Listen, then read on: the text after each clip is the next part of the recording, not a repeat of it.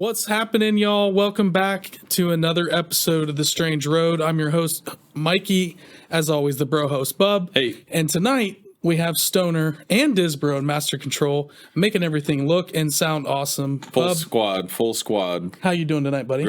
Great. Everybody's here. Everybody's rocking. Yeah, we got the sound dialed in. We got a full studio tonight. We're ready to rock. Yeah. So tonight we have two special guests. Yeah.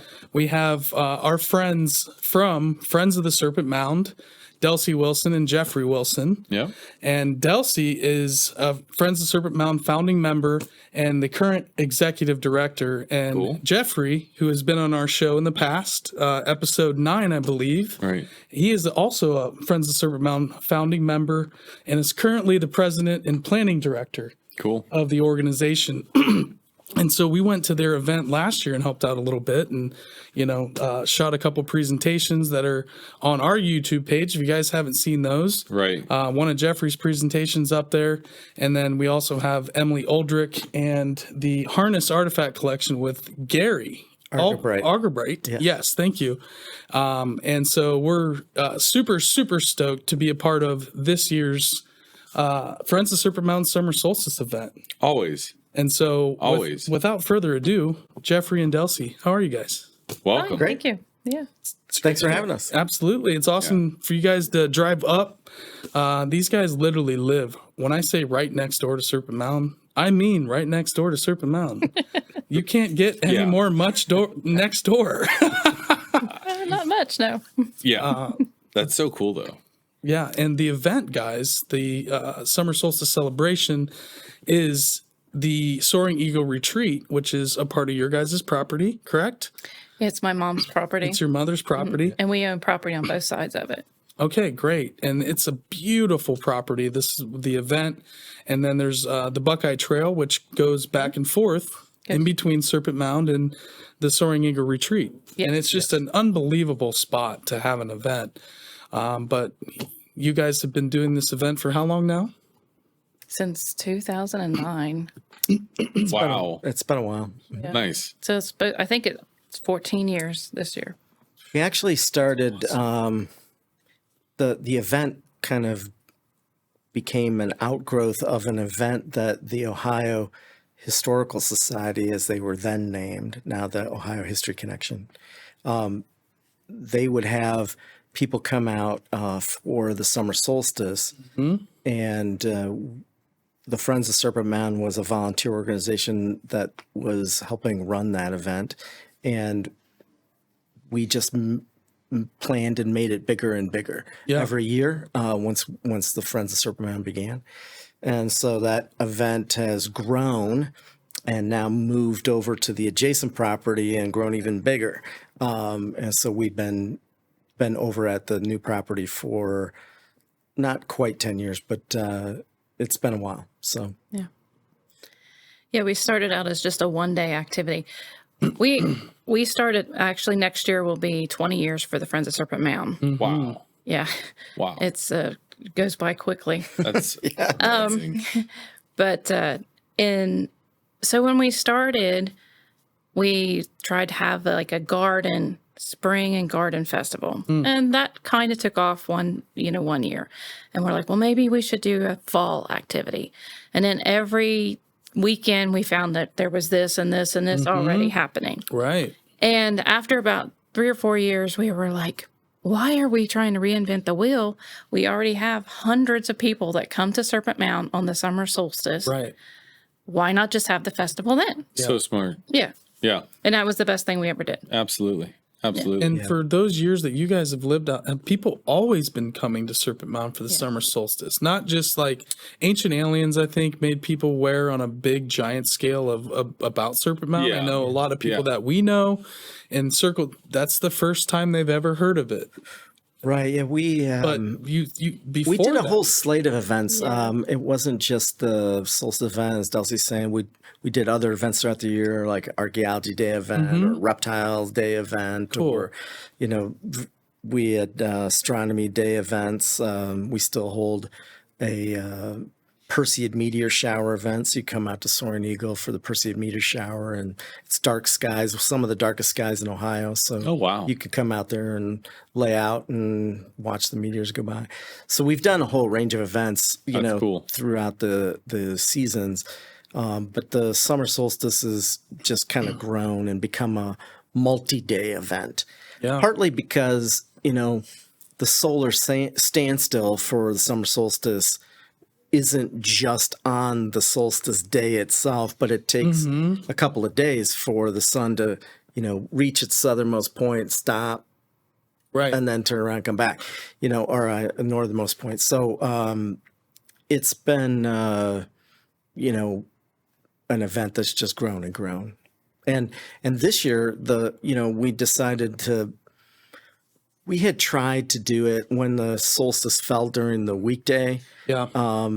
And tried to have the festival around that, and it really wasn't that successful. Yeah. So this year, it's the weekend following the summer solstice, which is on a Wednesday. Okay. And so it'll be that Friday, Saturday, Sunday after the solstice. The sunset alignment will still be there. Sunrise alignment will still be there. You can still witness it if you want to get out there. Yeah. Yeah. So the Ohio History Connection has posted that they will be open early and close late on Wednesday and on Saturday. I don't know if they're going to be open late on Sunday, but definitely on Saturday. Yeah. And so the 21st and the 24th. So our festival is June 23rd through the 25th. Yeah. So. Yeah, and you guys can check all the links in the description where we'll be promoting the event and trying to get the word out there. And it's also a free event. Yes. what I Thanks to our understand. sponsors, and thanks to you. Yeah, Yep, the Strange Road is absolutely. there. You guys are one of our sponsors. We kind of went over budget a little bit when we were laying out everything this year. We kind of wanted to add things that would bring the local community.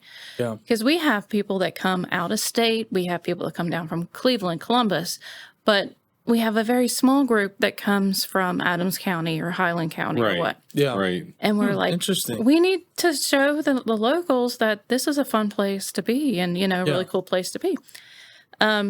So we added the Ohio School of Falconry is coming on Friday and doing That's so sweet. an hour and a half. 10 people get to participate, and they may be able to have a falcon land on their arm or whatever, know.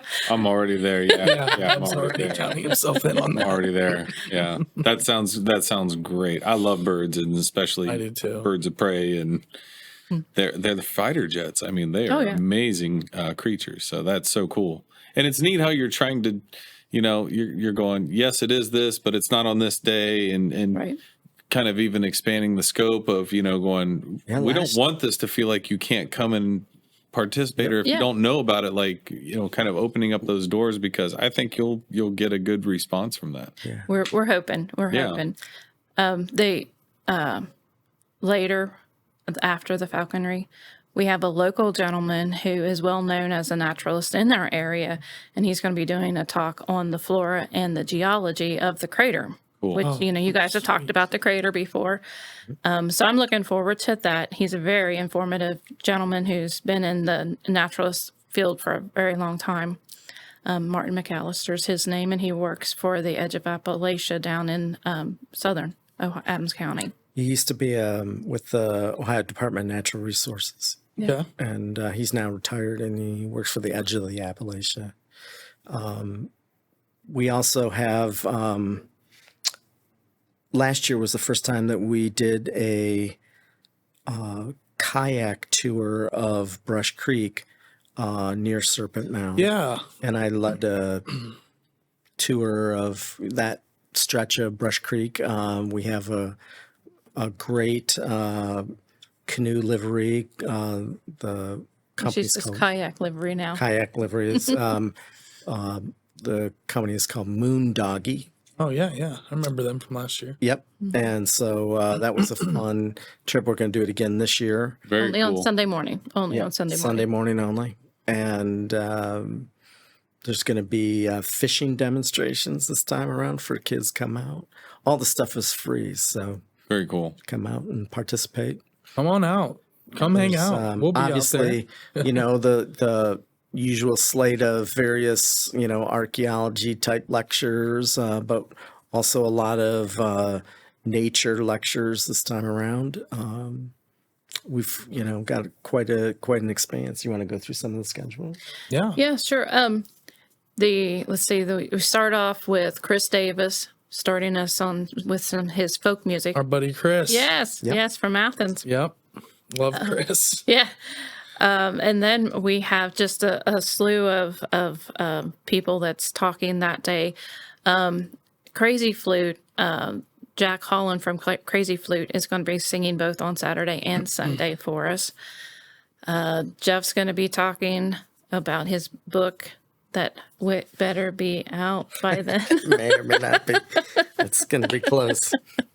Cutting right on the line. Yes, yeah. But, then Jonathan Bowen is going to be doing a lecture on the 13,000 years of Adams County's prehistory.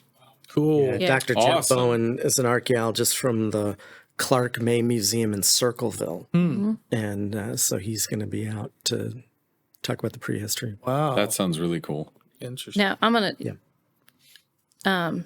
Gary Algebright he was going to come and do the second part of last year's presentation, but he has been involved in some really interesting research. So he's going to be talking, because I'm going to mess the name up. Well, he's been working on a presentation about one of the mounds that had been excavated in Chillicothe. And so he's going to be talking about that, the contents of that and that specific mound. And he asked if he could then come later in the year to a Friends of Serpent Mound meeting, which is going to be in September. And he's going to give that second part of last year's summer solstice lecture, because he had so much material. We let him extend well over his time, but he didn't even get to half of it. So he's going to come back and finish the rest of that at a Friends of Serpent Mound meeting later this year. Okay. Because he wants to do this other talk about this other mound in Chillicothe. do you remember what the name of that is? It's the Spiegel Cache or something like that. Spetnagel, I believe. Yeah. It's the A.C. Spetnagel was a kind of an archaeological enthusiast and artifact collector in the Chillicothe area for the first part of the 20th century. And he was very much involved in establishing the national monument of the Hopewell Culture National Park. Spetnagel was almost like the driving force, the local driving force for getting that to happen. And so there's this mound that kind of bears his name in Chillicothe, and so Gary's going to talk about that. Awesome. Yeah. Sounds good as well. We have Gary's part one presentation on our site, and you guys have it up on yours on Friends of Serpent Mound YouTube channel. Go check that out. We're going to have more content available on your guys' YouTube channel after this event, which we're excited about. And so who else is speaking? Who are some of the other speakers and music acts? Do you want to talk about? Ending Saturday is Luke Whitaker. Yeah, Luke Whitaker. The country artist? Yes. He's a Nashville recording artist. Wow. He's going to do a 2-hour country music concert for us. Wow. So very cool. I let him know. I said, we're not a big venue. I mean, we're not a little venue, but you know, we're kind of like somewhere in between. Right. But down home, we were on a radio interview down there, and I said, so if anybody comes out, bring a chair. Yeah. You need a chair or a blanket or something, Wow. So we may have to put them between the tent and the trees, and everybody just listen. Are they bringing out a production No, he's just going to be acoustic. Oh, okay. Yeah. So he's like, I can bring more people, or I can just be me. And I'm like, how about just you? Yeah. Because I don't know if I can campfire house everybody. set. Yeah. Yeah, you guys have that nice kind of, I don't know, I guess you could say it's almost like a courtyard that you can with the vendors around, and then there's a fire pit out You there. have vendors out at this? Yes. Oh, yeah. Yes. Oh, we I've have never. about So I got to 50 just vendors. be. I've never been. I know Mike's been. You're gonna have a good time. I bud. know, but We're gonna have a good time. I know. It's just it's the It's whole. gonna be fun. We got about 60 vendors this year. We'll be No, camping out we've- there. So far, we've Come say only got hi. about 50. 50 vendors. So if anybody's listening, and you have up until we go. June 21st, if you want to vend, we do jury it. So, we try to keep with our theme of nature. And I'm just thinking I might have to tell my wife to come out to this because she's probably gonna want to go. She can. Yeah, Kim would love it. She's gonna. Yeah. would Well, have the a good time. naturalist and all that. She would. Yeah, Totally. so beyond the vendors that are there selling, they're, obviously sponsoring the event, but there are also artifact collectors that bring their collections out. So if you're interested in looking at prehistoric artifacts, they bring a selection of those out. Yep. If you have some of your own, you want something identified, they can do that for you. Oh, cool. Yeah. Cool. So there's Barney's quite a range bringing of stuff. his toy collection. He says Oh, the is kids that right? always love. He has antique toy collection. Oh, cool. And yeah, so, and you definitely. can hands on. You can play with it, That's and cool. stuff, and they really enjoy that. We have a lot of things for the kids this year. I know your girls loved the scavenger hunt. the Yes. picture scavenger hunt. They We had have a it for ball. nature. They had such Oh, a I'm good sure. time. I'm sure. I'll bet they went at it. She did. She was Johnny on the spot. And She didn't take her very long to get it accomplished. Yeah. Yeah, so that's one of the things. We have a vendor that is a clown, musician. No, sorry. He is a magician and not a clown. Sorry. This is the first. He's a He's new. clown. We've never seen him He's before. a clown musician. No wait. I was like, I am so intrigued by this clown musician. Like, sold. If that's what's happening, I want to go. Bucky the Magic Cowboy. That's what the name of it is. Magic Clown Cowboy. Bucky the Magic Cowboy. We'll set it see you out there, buddy. Yeah, that's good. Oh, yeah. See you out there. How did he come Hey. on the schedule? He actually contacted us and he's like, you look like you need some more kids activity things. And I'm like, well, we love having Hey, more kids activities. Yeah. Who doesn't love some magic too? Right. So, Always a good one. yeah. That's fantastic. That's too funny. Yeah. Now, we were. now there's also isn't the is there archery or atlatl? Atlatl. The Ohio Atlatl Association is What going to be there. does that mean? Atlatl. Yeah. Okay. Again. You don't know So- what I don't know. Atlatl? What the hell does that mean? An atlatl is a Native American throwing weapon, Okay. and essentially, Launching spears. yep, you launched like projectiles from holding onto a wooden piece of that Kind of like highlight. extends your arm out and you launch it. You know that and, sport, like yeah. the stuff from Tron, Kind but of. highlight where they have those big scoops where they. right? But Throw the in this ball in case, it. you're throwing long projectiles like arrows or whatever. It's just a Yes. spear. Yeah. Yeah, but or like the dog slinger to throw your, throw that So, ball 20. But before there was a 20 bow and arrow, Yeah. the atlatl was used, and so This is before the bow and arrow. Wow. and so the So they took There's down a- mammoths. there's an atlatl association, not know and they're coming out to allow the kids to demo. Very with that, cool. So you can try that out. I've done it before. We used to have demonstrations of that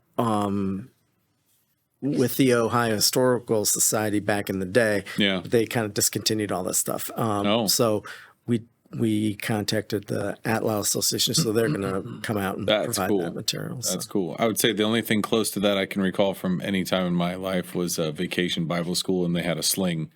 They were Oh, yeah, yeah. what is it in the giant David and Goliath, David and that whole Goliath. thing.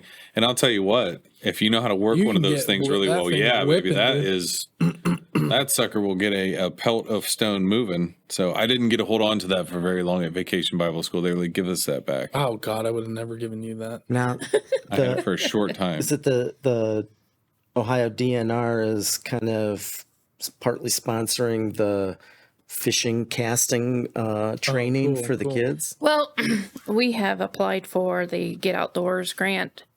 We have yet to know if we've gotten that.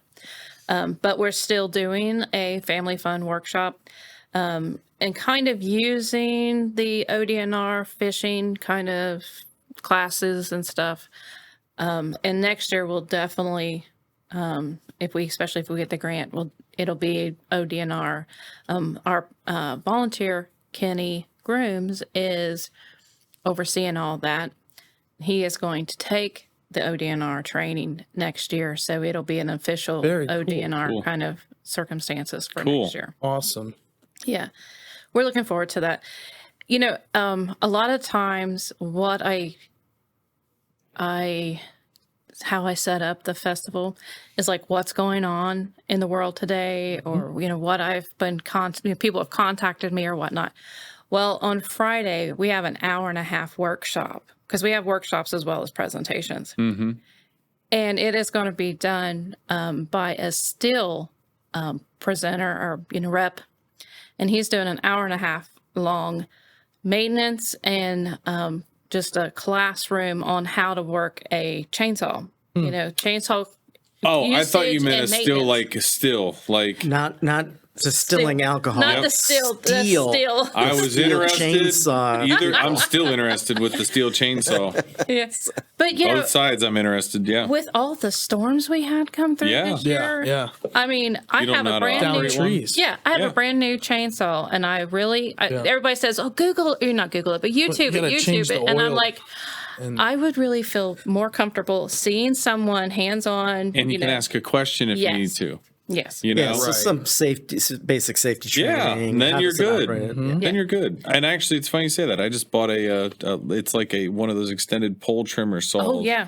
And I was like, my God, this is Those like are cool. this is my first chainsaw. Electric. It's my you have first a good- chainsaw as an adult, because I live in the city with very little, but you know, I'm trying to reach really weird places. But wow, my wife goes, that just saved us $1,000. Oh yeah. Because we don't have to call it an arborist now to come out and trim, you know, these places that I can't get to. Exactly. Like, I'll take Exactly. it. Stick trimmer, man. Those are Yeah, great. they're fantastic. But that's such a good skill set to have. And again, you know, if you live in an area where it might happen or does happen, and you just don't like, you know, And this is Go great out and for learn it. novice or experts. yeah. He says he has people come in all the time, even an expert, and they're like, they learned something from his class that Cool. they're like, oh, I didn't think about that, you Good. know.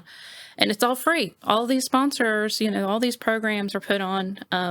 The West Union Mower Service is sponsoring the chainsaw.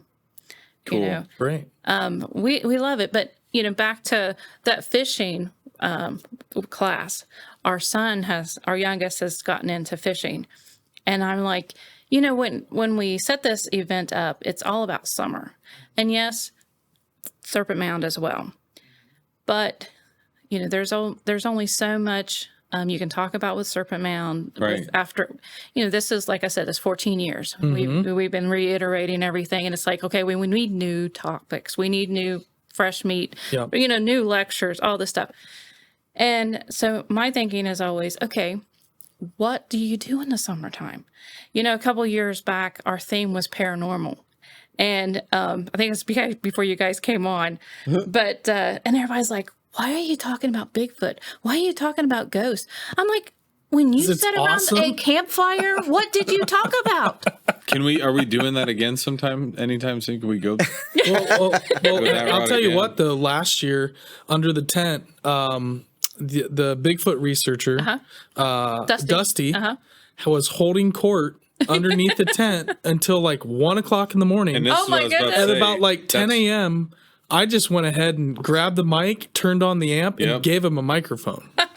Because so many people were coming up under the tent. I'm like, let's just make this legit. Here you I go. was thinking Dusty. maybe you have a late night. Maybe it's do a late night ghost story session that we could. Well, I'll tell you what. That would be fun. You know, if people want to around the campfire, you have something like that where you offer it up like, hey, there'll be ghost stories later on if anybody wants to do it. But, you know, just so people aren't like, oh, you made it a part of the event.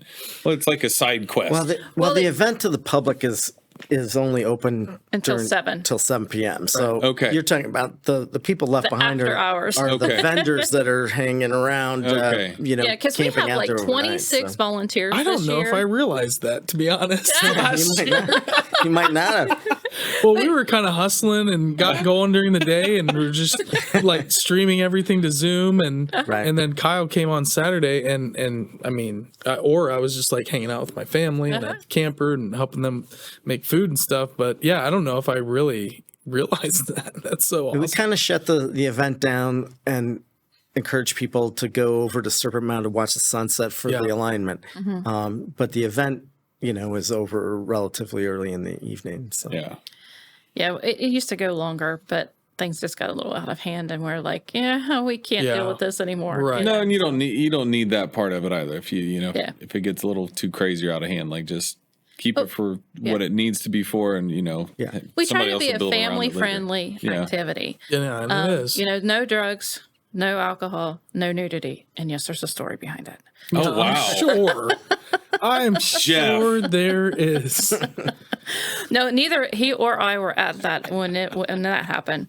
I had just left, and this was the first year that we actually publicized the drumming with our event, because prior to that, it was just a local group would drum over on my mom and dad's property, which is Soaring Eagle. Yeah. But we used to, the event actually started at Serpent Mound. And then in 2015, I think, or 16, we moved over to Soaring Eagle. And that year, like I said, we promoted it, and we were having a grand old time. I mean, there was a fire troop from Cincinnati that came out, and they're spinning fire and all that. I mean, it was a show, on itself. And you get those circus folk out there spinning fire, it turns into a party. Well, that's what it ended up happening. Yeah, exactly. They don't come to play around. Yeah. Well, some people did. Yeah. Some people decided to, either drink or drugs or whatever, and decided to start getting naked. And so, but that was after midnight, and we were informed, well, there's a lot of these drummings and stuff. I've been out all day long, so I was already asleep by then. Yeah. I'd already gone back home to sleep. Our kids weren't there. They weren't even born yet. Right, they weren't born yet. But I had two daughters that were still young, that were teenagers, and I had just taken them back to mom's to go to bed, and my aunt's like calling, going, "There's people getting naked up here. What's going on? Where's your mom and dad?" And I'm like, "Well, mom and dad's up there. Where are they?" So it got shut down really quickly. And the sad part about it is, we found out later that there was some Indian chiefs that were had been there and were supposed to be meeting up with us because we had wanted to meet each other. Mm-hmm. And I, like I said, I had left when they showed up. Mom and Dad had ended up going over to Serpent Mound to police the place, make sure nobody was in the vending booths and nobody was over there. And so they were coming back, and my aunts and one of the volunteers had already shut down the dancing and stuff. But when it started happening, these chiefs, we were told that they just got up and left. And so just recently I put two and two together, and I'm like, okay, this is where some of this crazy stories are coming from, that we have orgies and stuff out there. And it's like, well, I don't know where that's at. Yeah. Oh, exactly. I see what you're saying. Yeah. I see what you're saying. So they seen this get crazy and left. That's not what it is at all. A lot of rumors out there. Yeah. I mean, when you have a event I'll go like full that, conspiracy now. What if that was a plant? People are like, we're going to go out. Well, we've wondered sometimes, but it just all happened. That was the only year it happened. Yeah. The three people that got naked, they actually ended up coming to my dad and mom the next day and apologized. They were like, we didn't know that this wasn't allowed, all this stuff. I guess in most drummings that, after 12 is clothing optional. I'll tell you right now, there's only about a few substances that basically get you to the point where all of a sudden you shed all your clothes. I can tell you probably the two things that guy was on 100%. I mean, if you're not on weed doing that. I don't know. I've seen people get naked for less. On LSD, people like to get naked. True it's just story. a thing that happens. True story. And that guy probably True story. Well, he got too far That's out a lot there. of speculation. Who knows? That's a lot of speculation. Yes. I'm He definitely might have enjoyed the cool air. Maybe it was hot. I'm just saying. We don't know for sure. Well, at least for all your viewers and listeners, that won't be something you'll see. Yeah, Right. please keep your clothes on. Yes. You can wear a tank top, some jorts, whatever. Yeah.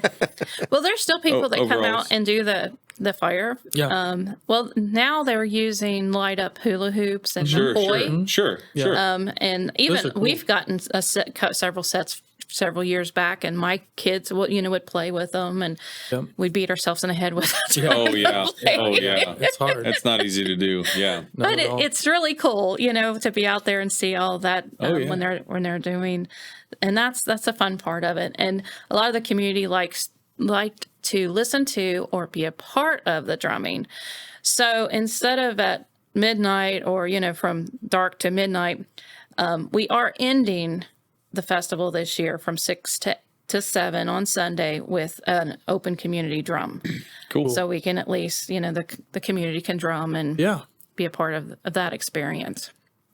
So, fantastic. Yeah. This is going to be awesome. We're so excited. And I'm pretty pumped. We're super thankful for you guys' assistance. We're really happy that you guys are coming out there. You guys made a real positive impact with us last year too. So hope to do the same again this year. That we've got everything kind of rolling. Yeah, doing it last year was cool because we got to see kind of just the first year was pretty simplified. We tried the streaming. I mean, we brought little Wi-Fi hotspots out and somehow streamed all weekend in the middle of nowhere. Right. Like we bonded 3 or 4 hotspots together. Nice. And pushed it to Zoom. Oh, and that's Zoom, how you did it? Yeah. Oh my gosh. It was a Zoom link. Is that how we're doing it this year? You can't RTMP stream. No, we're not going live this year. Yeah, you have to come out and visit, to see it and everything. Yeah. But a few there's no weeks internet later, infrastructure for that. Yeah. Gotcha. You have to be standing in one place in the field, I think, to get 4G. Yeah. And it worked. We had times where it went out a little bit, and we had some awesome people in there. We had Dr. William Romaine at one point was tuned into our stream. That was cool. exciting. That's awesome. So doing it last year was great for us. We're going to bring some toys and some tools to the table. We're going to bring more people out this year. And, if we're going to be capturing the presentations and Saturday we're doing the live podcast, it's like, well, let's try to bring a little bit of our set to the Friends of the Serpent Mound event. Love it. And so, it's just for people that are watching or listening, the way to get to the site, you can go over to Serpent Mound and you can park and walk the Buckeye Trail over to the property next door to attend that. You will have to pay their parking fee. Last year, they upped the parking fee as a special event parking to over $10, I think. Good grief. But you can park for free over at the event.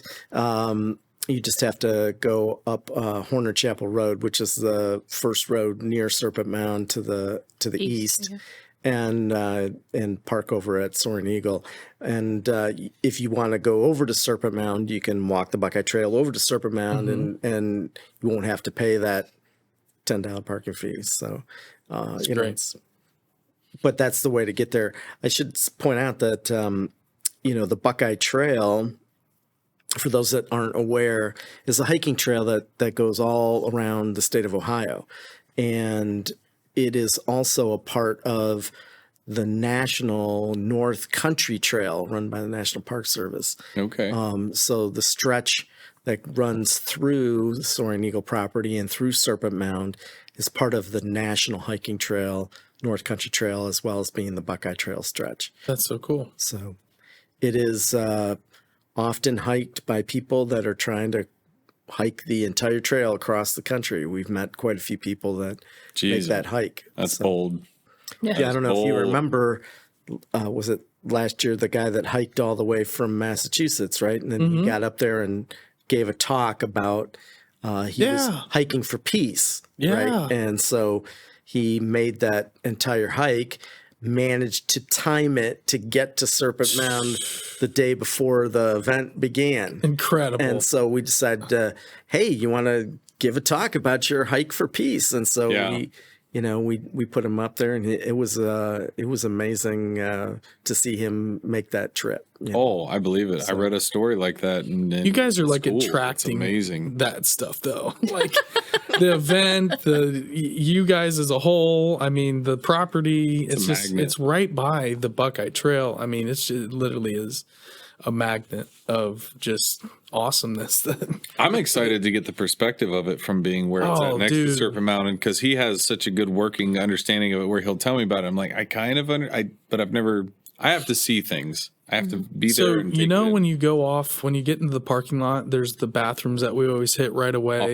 Off to the right. Yeah. And if you just keep going off to the right, you'll see that bigger conical mound. Yeah. Off to the right. You take that and you just keep walking towards it. And that's the Buckeye Trail is on the other side of that mound. I didn't know that. Their property. Never been over that way. Delsey's mother's property, the Soaring Eagle, and then their home and everything is literally right on the other side of the fence of that mound. And there's a little path that connects the two. And the first time we went, I tell people, I'm like, no, there's literally, when I say there's 2 camps to the people that research Serpent Mound, there's actually 2 camps, because we went to your event. We went to this, your event first, and we were just there. I brought my girls to have fun. This was probably like 4 years ago or something. I think we went on like Saturday and then walked over to Serpent Mound. They were having their own event and talks. And then we were watching your talks, and then we went over there to hang out, and it's like, there's 2 camps. Yeah. The Ohio History Connection has not announced what their plans are, but we anticipate that they will also have some kind of lectures that are going to take place. You just never know with them what they're going to do. They don't really broadcast or schedule things out for their event until almost the last minute. So, So I would anticipate, though, that they will also have stuff, which, if you're walking back and forth between the 2 sites, you'd be able to experience whatever you want. There's a huge range of stuff for a wide variety of interests. So. Right. Yeah. Oh, it's great. And then music acts. You guys had a couple. Did we cover all the music acts? There's 2 other music acts, 3 on Sunday. There's more.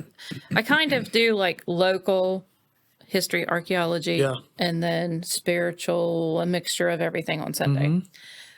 So on Sunday, one of our local volunteers is playing the Crystal Music Bowls, and he even lets Theo. He even lets the audience, can come up and try their hand at playing. Participate. If you're not familiar with the crystal bowls, you tap the side of it and you run the wand around it, and it resonates the crystal to particular musical tones.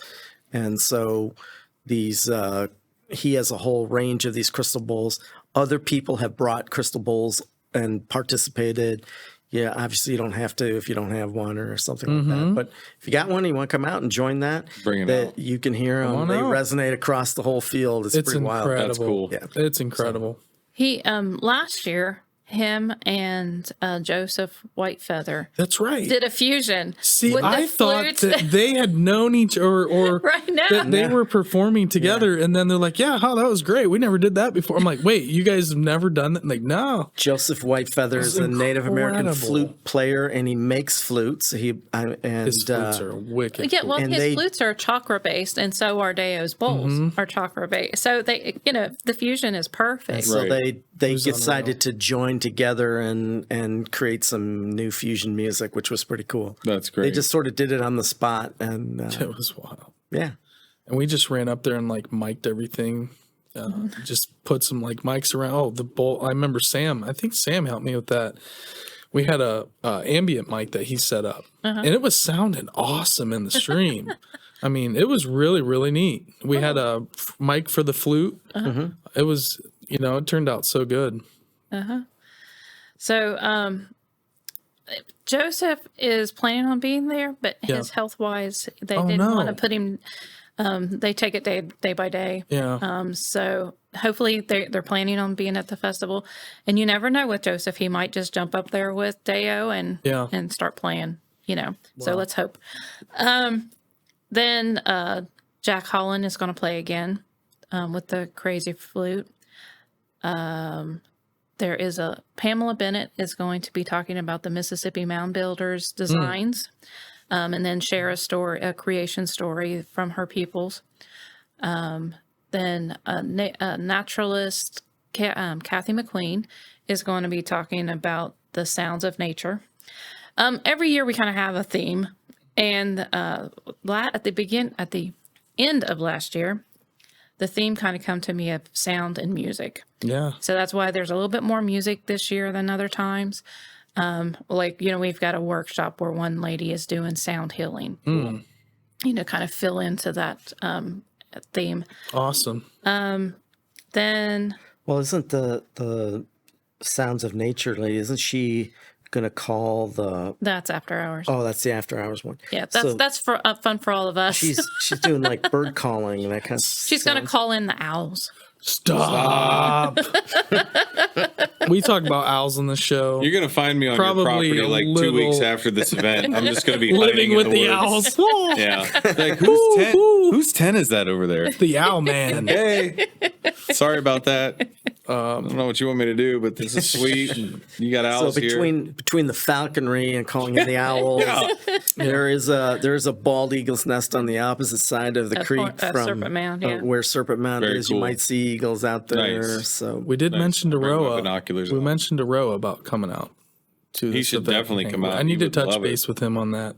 He'll He'll love it. get the owls. He comes out there and calls Bring them in his with his flute Yeah, and hoots with the Well, I with the just seen flute. where Douglas Bluefeather posted where he was playing his flute at one of the events, and Oh, an yeah. eagle came in, Oh yeah. and he was playing with the the eagle Yeah. was calling back to him Well- and stuff. I'm like, that's magical right there. We've seen it with Roa. maybe it's and a owls. wild leap, but I mean, if the Native Americans were playing a lot of them, they were really respected.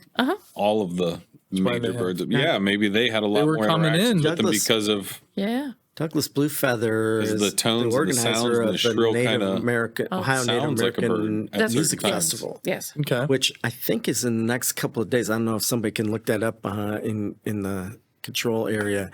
There's a Native American music festival, Okay. and he has always been kind of one of the organizers of that. And I want to say Is that the one at Sunwatch? they used to have it at Sunwatch, but I think they have a different venue this year. But I think it's in the next week or two. I don't know if I could maybe look online while you guys are talking or something. But We've tried to get Douglas to come to our event, but he usually always has something else going on. yeah, he came many years ago. Many years ago he came, but it's been a while since he's come out to ours. It's just like there's so many other things that are happening at the solstice. It's always difficult for some people to come out. And Sure, Right. sure. Yeah. there's so many things happening in the summertime. So Oh yeah, it's like I always say, it's like getting shot out of a cannon. You know, summer starts in Ohio, and it's like go everything all at once now, Because it's now, cold, and then all of a sudden it's hot. Yeah. now. Yeah, you book. I'm loving this week when it's supposed to be in the This has been 70s. It's amazing. like, Yeah. I'll tell you what, we went camping last weekend, and the weather at night was so incredible. yes. Yeah, it The was. full moon weekend, Did you see any fireflies? Yes. not yet. It was Really? too Oh. cold where I was. Oh, they've been out since Yeah. last month. It's a bit our warmer house. where you Oh, yeah. guys are. I noticed that when we go, it's humid, it's warmer than it is here in the river in Yeah. Columbus. We saw them in Kentucky for sure. Did you? My nieces Yeah. and nephews were going out and catching them. Oh yeah. But Columbus is just north enough. We haven't seen any. Well, that's like when we was driving up here, we was noticing that your wheat's not, ready to harvest it, and we've been, that's there. I think they're now harvesting a lot of the wheat down Yeah. there. Well, it's generally a little bit warmer up here than when I go back home. And I think we don't get Right as now it much should water, and it keeps a little bit more of that rain away and stuff, just because of the city has so much heat and all the concrete. And Yep. literally, it's 10 degrees warmer every time I come back. Right. it just happened. June 3rd and 4th was the was the last seventh weekend. annual Oh. Indigenous Music Festival. So. Well, and that might have been what he was posting. Maybe it was at that event that he had that happen to him. Okay. yeah. Wow. That's cool.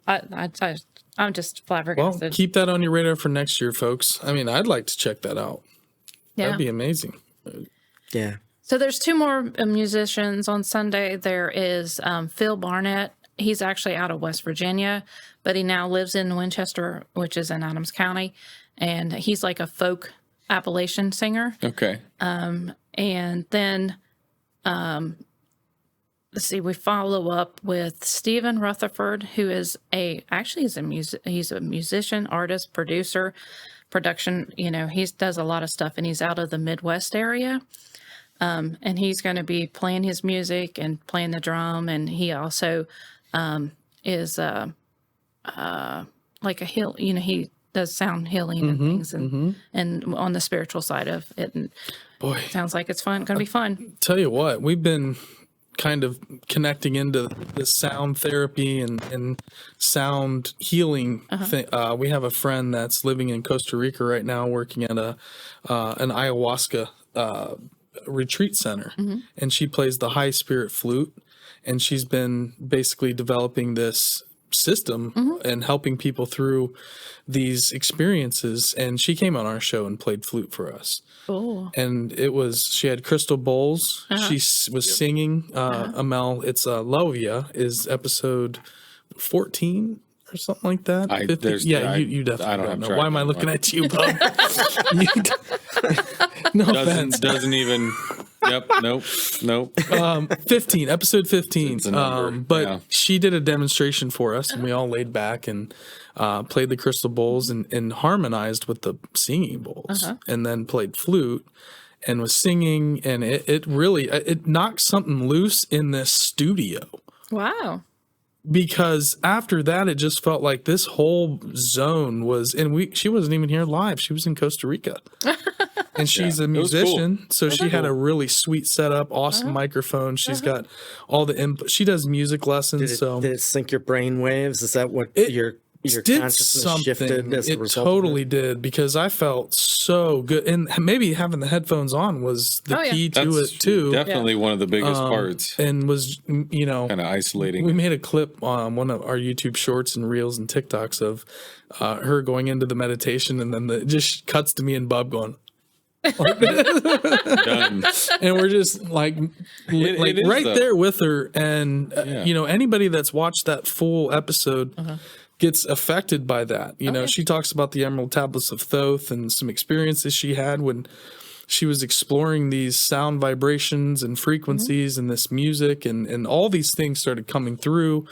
But she shares her experience, and so this year has been very much a sound oriented year. Cool. For us. And even Adam Russell, talking about building and he's watched your episode and was blown away and got super inspired. Adam Russell is a Agnihotra practitioner, which is an ancient Vedic practice where it's an inverted pyramid, and you light cow ghee, and basically the flame reverberates and gets sucked down into this pyramid, and it punches atmospherical holes through all the pollution, where they find these particles way up in the atmosphere. But it helps regenerate land. It brings back the energy, according to him. I'm not an expert, but we met this guy in 2018 at a Tribalized conference that we live streamed, and they start building pyramids on people's properties.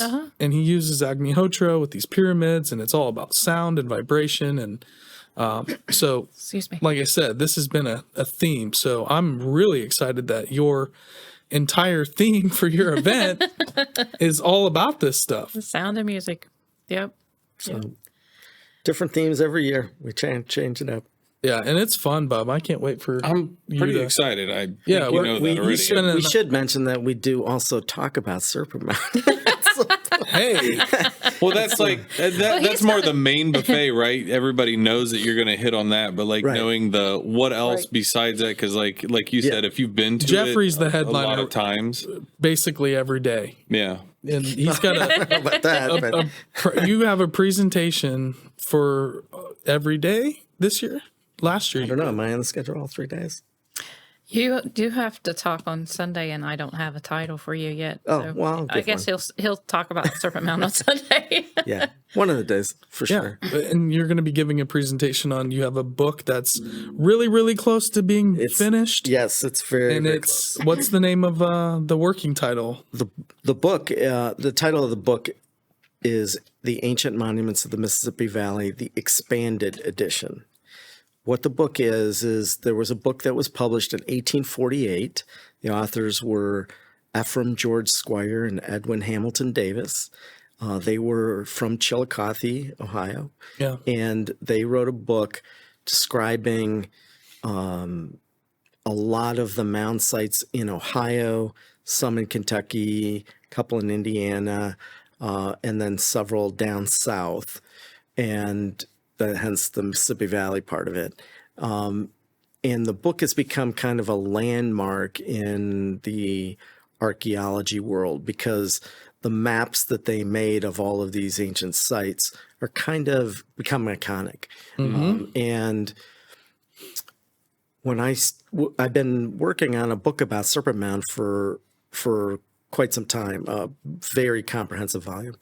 And as I was researching the book, I went back to what they had written about Serpent Mound because they wrote the first published account about Serpent Mound, included the first illustration of Serpent Mound. Yeah. And I went back to kind of fact check them. They got several factual errors and incorrect about what they wrote. But I realized that the illustration of Serpent Mound that was in that book, which is like all of the subsequent people that have written in archaeology have always attributed all those maps to Squire and Davis. Right. But the illustrations were not done by Squire and Davis. They were done by through a lithographic print process, which meant the lithographers worked off of an illustration to create that lithograph. And for those that aren't aware of what that process is, basically take a slab of stone and they coat it with wax, and then the artist draws the image to be printed in mirror reverse. Yeah. And then they coat it with an acid, which doesn't affect the wax, but etches that carving into the stone itself. And then they put the ink on and then they stamp the print it. That's how the print technology was back in 1848. Yeah. And that's how they made these illustrations. So the artists were Cerrone and Major was the company, Nicholas Cerrone and Henry B. Major. They did all of the major maps that are in the book. Then there was a whole 200 plus illustrations that were made by a wood cutting team, essentially the same process, but engraving it into wood instead of into stone. Mm-hmm. And the woodcutters, Orr and Richardson was the company, both companies were out of New York. They created all the illustrations, but they worked off of drawings that somebody else had done. And turns out that Squire and Davis did about 28% of all of the illustrations in the book. All the rest of the illustrations were done by other people. And is this something you think everyone knew about, but it kind of just got lost throughout time? I don't think so. Or do you think from the beginning they were set up to make it look like they did all these surveys and drawings? That's exactly what Squire's intention was to try to kind of and nobody's questioned this until you came across these these earlier drawings? The Smithsonian issued a 150th anniversary edition back in the late 90s of this book, and in the introduction in that book, he talked a tiny little bit about how Squire was being accused of stealing other people's work. Oh, wow! But they didn't really go into much depth of that. Right. What I've done is I've created essentially almost like an annotated edition. So as you flip through the original pages of the book, wherever you hit one of those big major maps, I will have additional pages in there showing, well, what was the source of that map? Mm-hmm. Who was the person who made that map? Mm-hmm. A little historical commentary about all the other people, 100 plus people that worked on doing all of those archaeological surveys, doing all that archaeological work that Squire then came by and just stole credit for. And wow, that's what the book is. It started out to be just a simple, annotated edition. It has now turned into a multi-volume book. Delsey, look at Delsey. Let's cut to Delsey, please. It's gone over 1,200 pages, so we've had to break it up into multiple volumes. And as I was telling you before we started, I just received another 120 pages of stuff that's never been published before that will be included in the book. Let me just preface this by saying last summer at the Friends of Serpent Mound Summer Solstice event, I spoke with Jeff about, man, we're pretty close for the book to being complete. I think we got about 3 weeks. Fast forward a year, a little under now a year, and I was talking about with Delsey about this on the phone. It's because he just keeps finding more and more and more stuff, and it just keeps. That's never been published this before. Lotus flower is just like the stuff I got today is over 200 years old, never been published before. I would just write a series. Well, that's what he's going to do for the Serpent Mound stuff. You got to just start. That's the presentations. Because you might find that it never stops now, or that it just keeps flowing, and then you go, well, how do I get this book out? So that's where. So that's why the material that I got yesterday and today from 2 different institutions. This is a huge series, bro. That this is like the cutoff line, and so we're whatever. No, he's cutting himself off. I'm cutting off. You're self-publishing. Yeah, so we're trying to get the book out as so anybody with new information, you're just sticking your finger in your ears. No, and you know what? That's called a volume 3. Last year in June, he's like, "Oh, I just found all this. I think we're close. Like I just came across this incredible. You were telling me about the maps that you had found, last more and more. And then." You had said at that time, Delsey, that he needed that extra time because from then until now, you've found hundreds of additional maps, much more. So the reason that I decided to do this book to begin with, because I was working on a Serpent Mound book, was once I realized that Squire and Davis had not done the illustration that was printed in the book, that the lithographers had to have worked off of a drawing.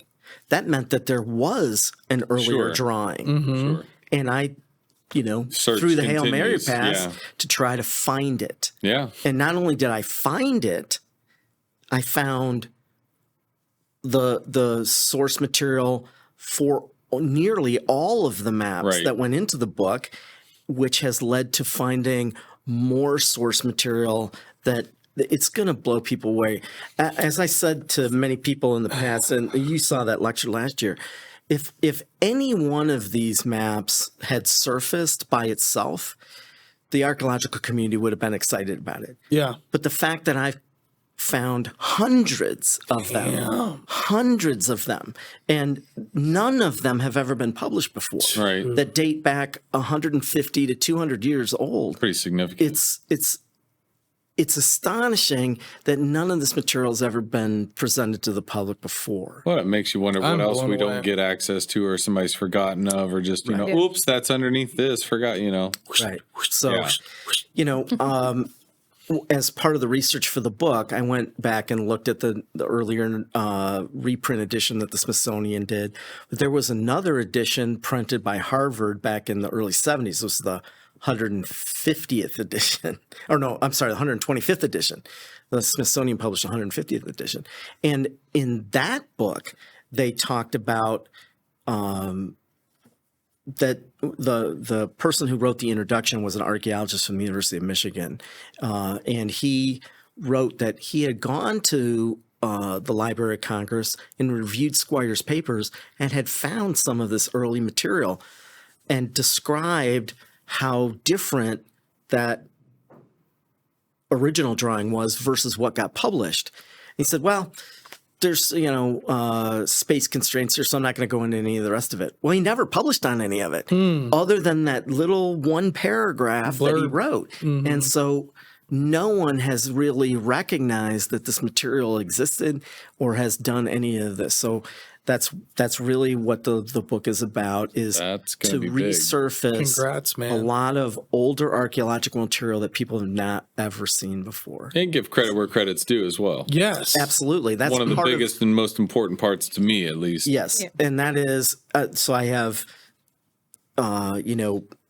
probably 30 small biographical, profiles of many of the people that have worked on the book. Yep. Plus, as you go through the book, there are probably another 30 more that come up as one-offs kind of thing. Yeah, but that's cool. But it's been interesting to see how many of the early people from, let's say, the late 1700s through the 1820s, how many of them knew each other, worked on this stuff together, and almost chains continued through time of right. passing this along and keeping it alive. And I was astonished to find, for instance, color maps made of places like the Circleville earthworks or the Newark earthworks or Fort Ancient that people have never seen, that date back to, prior to 1820.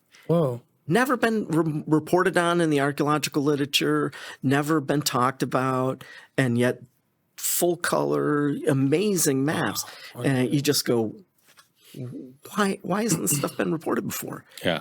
So that's really what the book is about. And it's, like I said, it's very close. I just got dumped another 150 pages on me today. I have to sift through that and put it together. Whether it's done before the Solstice or not, I don't know, but I'm going to try. Well, you can do like I'm excited to read updates that, as you go along or something like that. I don't know how you do that with the book. If it's just like, well, second edition, third edition, maybe. Yeah, just keep it rolling. This is that's incredible.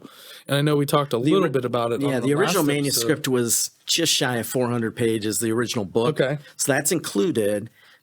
And then there's an additional 800 plus pages of material that I've added to the original book. And it's 3 or 2. Oh my God, bro. And I'm also including in the second volume, Squire had written probably about an 80-page sort of short version of Ancient Monuments in the Mississippi Valley that was published before Ancient Monuments came out. It was called The Observations of the Aboriginal Monuments of the Mississippi Valley. So I'm including that 80 pages. Cool. Plus Squire and Davis both wrote a handful of short multi-page articles before they began to think about writing Ancient Monuments. I've included those in the appendix. So it's really the compendium of all their material leading up to and including Ancient Monuments, and then all of this additional source material from, probably 50 different people that collections from institutions across the country. Wow. So it's been an amazing, eye-opening journey to find all of this material.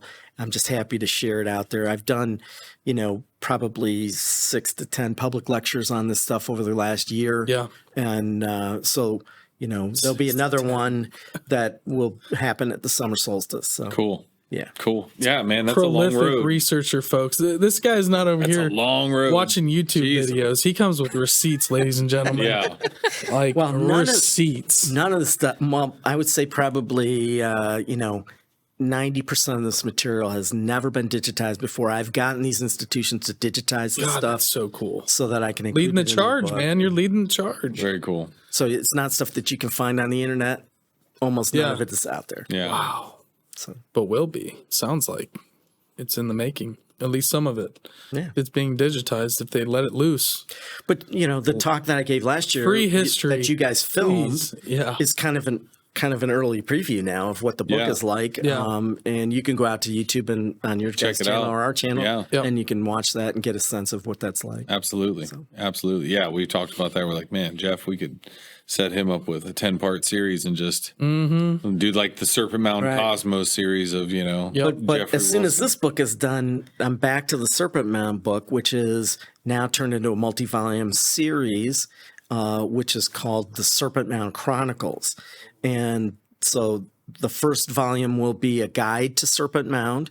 There hasn't been a guide written for 25 years about Serpent Mound, so we're going to write a more updated guide. Cool. And then each of the following volumes will be on subject matter that I've done lectures on. So, for instance, I've given a lecture about the ladies of Boston that saved Serpent Mound. So the women that saved Serpent Mound will be a volume. There'll be a volume about all of Frederick Ward Putnam from Harvard University's excavations at Serpent Mound. There'll be kind of a volume probably about the Hopewell heist, about all the Hopewell artifacts being stolen and the recovery of that material. There'll be, a volume kind of going through the history of the park, focusing on, there'll probably be a volume about the WPA and CCC era of, in the 30s, early 40s. If we can get access to that data, that information. Yeah, we're still researching some of that material, but many of those volumes are already planned out. It's just a matter of piecing that stuff together. So there's a lot more to come. It's just a matter of the material is just overwhelming sometimes. So. God, if it overwhelms you, I'd be so like, if he's overwhelmed, oh my God, you soak up information like nobody I've ever met, really. I mean, you get to a point where, I mean, one door opens another and another. That's and exactly another. what has happened. I've found the trail of breadcrumbs and the clues that lead me to find a whole nother set of stuff. Like I was telling you, I got some material from the American Antiquarian Society yesterday. I had requested a specific thing. They did not find that in their archives, even though it's there somewhere. It's somewhere that they're still looking for, but they found material from this same guy, sent that to me. And as I was telling you, one of the maps that they sent me was of a map that's 100 years older than what archaeologists say is the oldest map that's ever been made of this site down in Tennessee. This map is 100 years older than the oldest map that these archaeologists have cited. Wow. And so, it's sitting in some archive, in the American Antiquarian Society. They sent it to me. They didn't know what it was. They didn't know, and they didn't have any, catalog information on it, because, I just keep asking for the stuff that's not digitized, the stuff that's blacked out in the catalog, that kind of thing, to find out what is there. What is this? Right. Wow, that's really significant stuff, Right. So, and somebody's just sitting on top of it like, oh, really? You want this? You came across that by accident, and it's like, well, that's right. Now it's down this whole other rabbit hole. Here we go. That material, that yesterday. that material won't be in the book because Squire didn't write about this particular site. I'll probably have to write a separate article somewhere to talk about that. But it's astonishing the kind of material that's out there, and finding out how some of these like Squire's papers. There's like 18 different institutions across the United States that have papers of Squire. Like, it got separated out and sent all over the place. So tracking all that material down has been, I've had, exchanges with museums in Denmark, because some of Squire and Davis's artifacts wound up in Denmark at 2 different museums, to track all that stuff down. So it's been wild to find out, where all this stuff. I thought that some of the keys to the mystery are in Denmark. Yeah. That's just. Yeah, it's a wild story, Like Davis decided to do like an artifact exchange program with the Royal Museum in Denmark, and sent them, 15 artifacts from his collection, and they sent back a bunch of artifacts that go in the American Ethnological Society collection. And so, you're like, well, there's always this kind of, the archaeologists sort of know that most of those artifacts wound up at the British Museum. But nobody ever talks about that. Some of them went to Denmark, and I tracked that down. The curators there were incredibly helpful. Send me photos of, they tracked them down. Wow. So, that's crazy. Wow. That's wild. The Royal Museum in Denmark was where they were originally sent, and the curator there said, well, our records indicate that some of them were sent to this other museum in Odense in like 1905. And so, contacted the secondary museum. They tracked them down in their archives and sent me pictures of that stuff too. So Fantastic, man. Well, you heard it right here. Keep an eye out, everybody, for Jeff's book coming out. We have the Friends of the Serpent Mound Summer Solstice, which is coming up, and that's June 23rd through the 25th. We have an idea of when this episode's going to air. We're going to time it all out, make sure everybody's informed before the event. And again, it's a free event. Before we kind of wrap things up here, guys, is there anything else about the event that you would like us to know about? Well, again, guys, we'll have links in the description, serpentmound.org, and we'll link all the festival info for you guys. Well, one thing we didn't really talk about, which I think is why do we have the event at all? Yes. Why is it related to the summer solstice? Thank you. Yes. So, Serpent Mound itself, in its design, has various bends in the body of the serpent and has a kind of a head and an oval. And in those different convolutions, they all point to certain key times of the year where the sun rises or the sun sets on those solstices and equinoxes. The very first alignment was found in the 1980s by a husband and wife team by the name of Clark and Marjorie Hardiman. And they were the ones that documented and identified the summer solstice sunset alignment. Okay. And since that time, a bunch of other researchers have identified other alignments within the body of the serpent. The most recent one was one that I discovered in 2015, which was through the spiral tail to the sunset of the winter solstice. And so all of those various sunrise alignments and sunset alignments are incorporated into Serpent Mound's design. And that's why we held the event, was to honor those genius prehistoric indigenous builders who constructed, a site, a sculpture essentially that can track all of that. It's not like a circle of rocks, where you just point around it. It's actually a recognizable sculpture, and it incorporates all of those astronomical alignments. So it's like this hidden tool in plain sight. That's right. And so that's the reason why the event was established. That's the reason why more and more people come out. So, if you want to come and watch the sunrise alignment for the summer solstice, you want to watch the sunset alignment for the summer solstice, this is the time to do it. So. Absolutely. Fantastic. But that's the genesis of the event. Yeah. Heck yeah. And then we just had the sponsorships. Did you guys want to talk about, shout out any of your sponsors or folks involved in your team? We've got it up on the screen here. The if you don't mind, I'll just run through them real quick. Sure. The Wallingford's Ace Hardware in Peebles, the Serpent Mound Peace Summit, Abby's Place also in Peebles, you guys, the Strange Road, Adams County Travel and Visitors Bureau, the People's Flower Shop, Fair Ridge Farm, the Serpent Mound Dowsers, Walmart's in West Union, Steel, which is also the West Union Mower Service, Holly Johnson and family, and I should add there's also Mike and Donna Eastlake, and then there's McCain Laundry, Wallace Thompson Funeral Homes, and they're in several different locations. And then my mother donated money. She's the one who owns Soaring Eagle Retreat, and we have a dedication to my father. Wonderful. Yeah. So. I should point out that Wallace Funeral Homes, one of them is run by Bobby Wallace. Okay.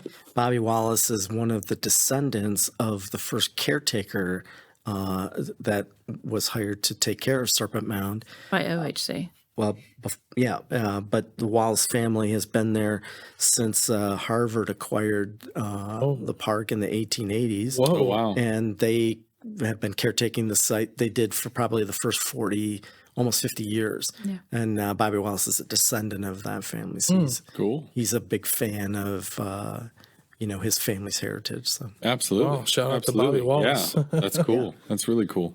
Wow, that history goes so deep with just the folks in the community around there and how tied in everything must be to the Serpent Mound. I'm sure, my mother's side, actually, my biological mother had a home in Adams County that was sold in the 1960s. So I have family roots in Adams County myself.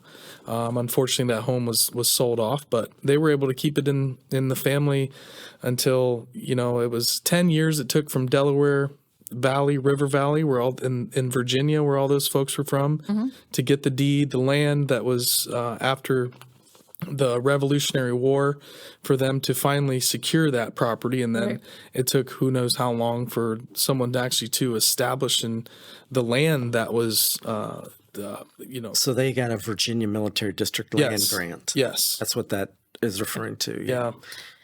That's and the we'll thing have is, to talk after hours because we might be cousins. Yeah, wow, wouldn't that be wild? That would be wild. There was a huge property, and the home was there for a long time. From what I understand, the homestead is still there. The building was still there, yeah. So, I found that out when I found my biological family. Cool. I had dug into all their history. None of them ever knew that. Some of them in the family knew that, but my mother and some of them hadn't known how they acquired that property from essentially the Revolutionary War. Right. But it just took them forever from Virginia to get over there. So, fun fact. Nice. It's all connected, baby. I'm a big genealogist, so I Yeah? absolutely love. I can show you I my. filled in all of his. I can show gaps you my. in the book. Yeah, Delsey's been very helpful in doing some of the genealogical research, because some of the people that I came up with names for that contribute to the book, they're complete unknown. I bet. And there's almost no records on some of these people. I think there was two that one I know for sure that I'm like, dude, this is like the most common name in the world. Yeah. So unless you give me more information, I can't figure it out. There's a couple of John people that we Smith. just like, John Smith. could be this guy, don't know. There's no, without more information, we can't figure out who this person is. But, for the most part, we were able to find out a lot. And finding out who some of these people are has really been amazing to find out what they accomplished, what they did. Yeah. When you look at my genetic readout I took a DNA test and as a part of trying to find my family and all that. And it literally says Virginia settlers, genetic communities with Virginia settlers and Ohio River Valley settlers. There's a hole in southern Ohio. It's right there. And the Virginia settlers, and then the, American Southwest, the Native American DNA that my father has. And then that goes over to Europe where they both shared. So there's these splotches all over the map. Sardinia is one of them. But it'll show your genetic communities, and it's Ohio River Valley is one of them. We did our son, my daughter, and then my mom and dad did the DNA. Neither one of us has done it yet. Yeah. It's amazing. It's interesting. Yeah, it is. And there's new additions all the time. Anyways, we're taking a little bit of a left turn. We'll get back on track here, everybody. This has been a blast. Delsey Wilson, Jeffrey Wilson, thank you guys so very much. Both. And again, we will let all of you guys know leading up to the event. Is there anything else that we need to know about the event coming up that our audience? You can find it Come all out, hang on out. theserpentmound.org. Yep. It starts at 3 in the afternoon on Friday and goes until 7. And then it starts at 10 on Saturday, goes to 7. And starts, if you're doing the kayak, it's at 9 in the morning. The presentations don't start until 11 on Sunday. And then we go till 7. Okay. Okay. Cool. Fantastic. Sounds like a good time. Yeah, I'm stoked. We're super stoked, and I'm gonna thank bring you. my guitar out. Yeah, Yay. absolutely. We'll strum around the Yes. fire. Yeah, Yes. Bub's a good guitar player. Let me like tell to you, play. he can jam out. I like to play. Yep, he knows a lot of covers, but then also has his original music, and then off the top of the cuff stuff that you do is my favorite. Yeah. But you guys can follow us at The Strange Road. We're TikTok, we're on Instagram, we're on Twitter, and also the Facebook group. Yep. Strange Road Hitchhikers has blown up. Check it out. Instagram has blown up quite a bit. We'll probably talk about that more, in our TikTok page. thank you to all the new followers and people that have been tuning in on TikTok and Instagram. You guys blew us up. We really, really appreciate that. Rock. Checking out our stuff and all the new listeners. Thank you guys. Be sure to give us a 5-star rating in Spotify and Apple. Check us out on YouTube at The Strange Road. Go ahead and hit that subscribe button. Make sure you get all the notifications of our live stream that way. So that's really important. Keep up to date with everything we're doing. Our live streams are ad free. And so we're really trying to put out awesome content for you guys. We appreciate the hell out of you. And if there's anything else I'm missing, I know, thank you to Stoner and Disbro. That's it. In Master Control. That's it. Like always, those guys are the best. Had a couple little gremlins in the system, but of course, these guys are pros. Check them out there, everybody. Yeah. The Master Control yeah. Bro Zone camera brought to you by Kyle Stoner. I love that shot. Video engineer extraordinaire. And thank you to Disbro and Kyle for fixing all the little gremlins, for adding a fourth mic. Who would have known? Who would have known? Hey, we got it dialed in now, thanks to those guys. If there's anybody that wouldn't know, it's me. Yes, that's 100% truth. And I'm not an audio guy either, so thank God for Disbro. And hey, thank you guys to everybody. We are out. Jeffrey, Delsey, it's been awesome. Later, guys. Again. And we will see you guys in a few weeks. Okay. Awesome. Great. Excellent. Adios. Excellent.